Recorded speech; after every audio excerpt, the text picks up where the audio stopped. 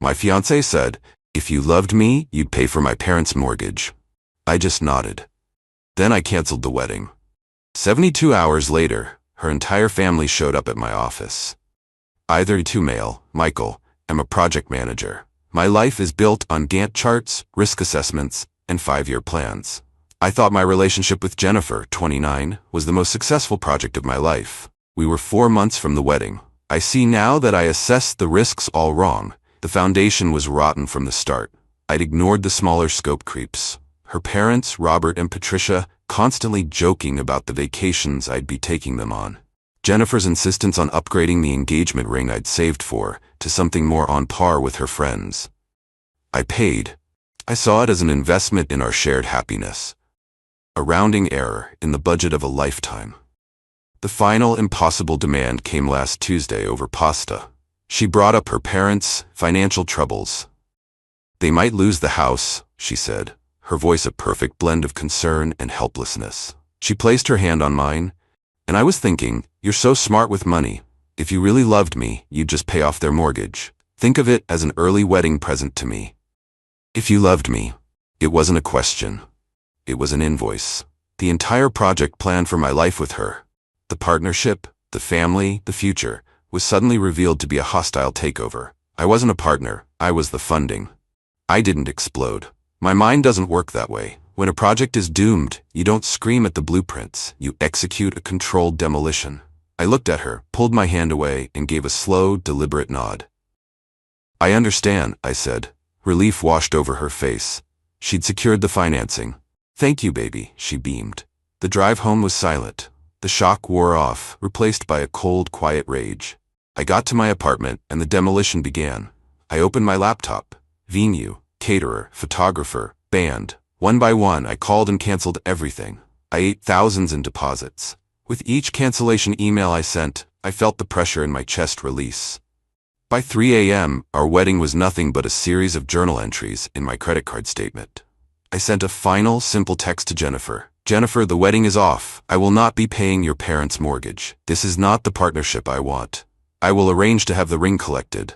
I wish you the best. I blocked her, her parents, her sister. Then I opened a new spreadsheet. Project Jennifer, final accounting.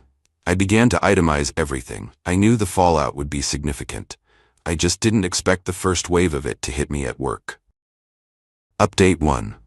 The office confrontation was as ugly as I'd anticipated. James from security buzzed me saying a family delegation was in the lobby causing a scene.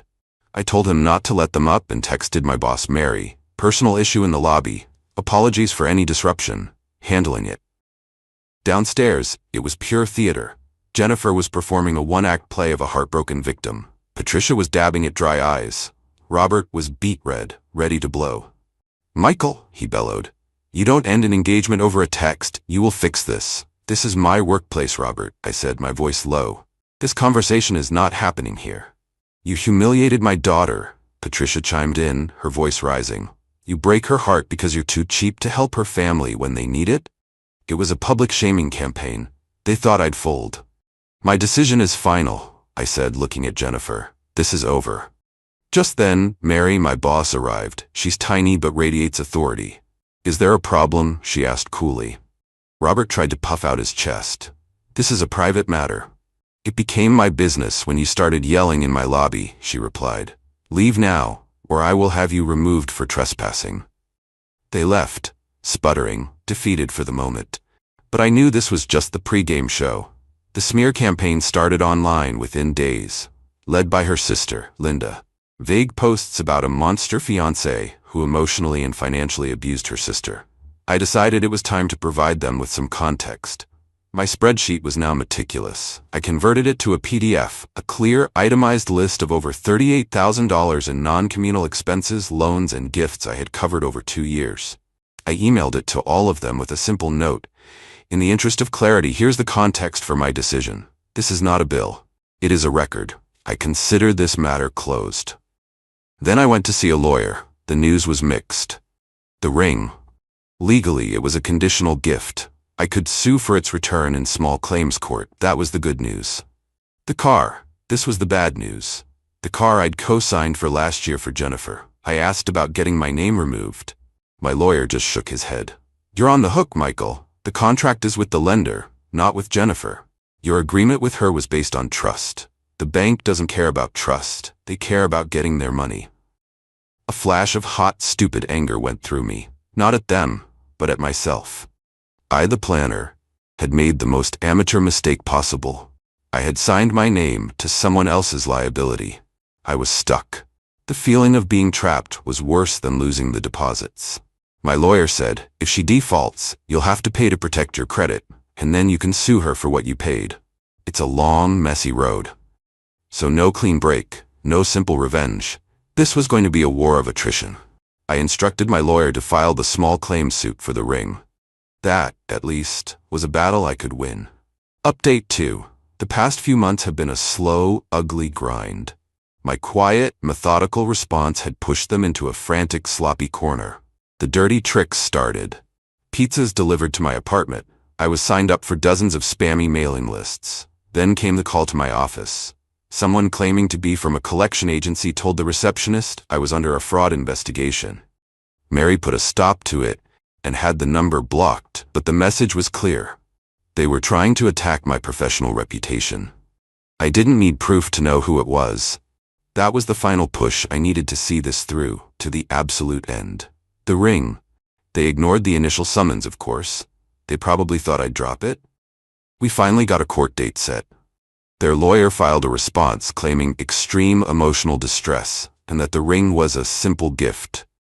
The legal back and forth was slow and infuriating. The social media war, Linda's campaign, continued.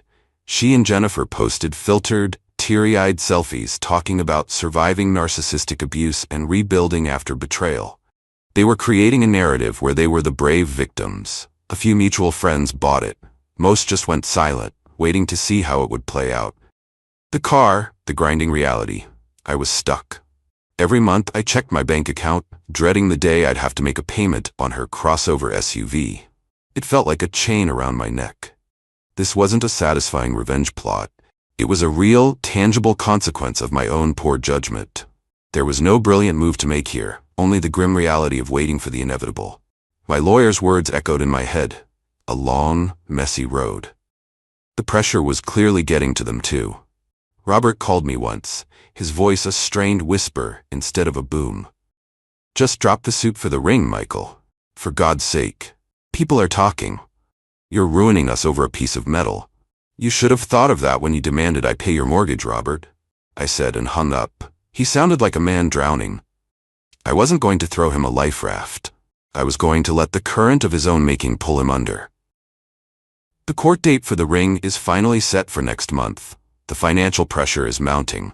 This isn't a clean, swift victory. It's a siege, and I was prepared to wait them out. Final update. It took almost a year of legal fees, petty harassment, and gnawing frustration, but it's over. The courtroom. The day in small claims court was as pathetic as I'd imagined. Their lawyer argued emotionally about my cruelty. My lawyer, a shark named William, was surgical. When he introduced the Jennifer expense report, their lawyer immediately objected. Your Honor, this is a self-serving document created in malice. The judge nodded. Objection sustained as to the monetary claims. This is not a suit to collect on this list. Then he looked at William.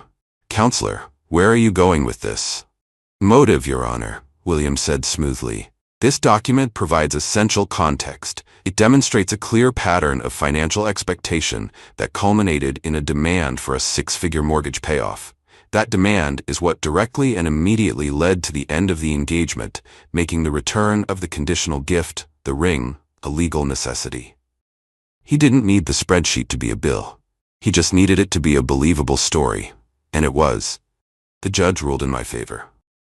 Jennifer and her parents were jointly ordered to pay me the appraised value of the ring, $22,000. The dominoes.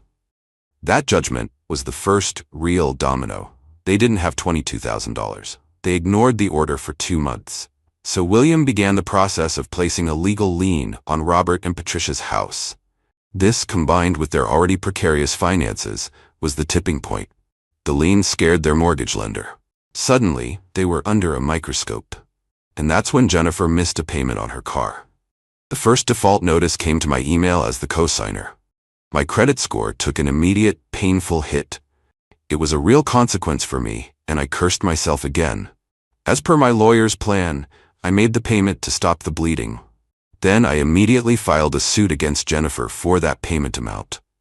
I sent her a copy of the filing with a note. This will happen every single time. Every month you are late, I will pay, and I will sue you for the amount, plus legal fees. We will be in court for the next 4 years. It was a threat of 1,000 paper cuts. She defaulted again the next month. The car was repossessed. The final domino was the house. With the lien on their property, a repossessed car tied to their daughter, and no hope of a bailout, they were done. The for sale sign went up 3 months ago. They sold it for a loss just to get out from under the debt and the lien. I went on that trip to Southeast Asia last month. Alone. It wasn't triumphant, it was just quiet. I thought about the past year, the legal fees I had to pay, the hit my credit took, the sheer draining ugliness of it all. It wasn't a clean victory. It was a messy, expensive extraction from a life that would have destroyed me. I heard through a friend that Linda moved her parents into a small apartment an hour away. Jennifer is jobless and living with them. I don't feel happy. I feel excavated. Lighter. The sadness for the woman I thought I loved is still there, a faint scar. But it's overwhelmed by the profound relief of freedom. I didn't destroy them. I just stopped being their foundation, and they collapsed, as a house with no foundation does. My next 5-year plan is much simpler now, and it is entirely my own.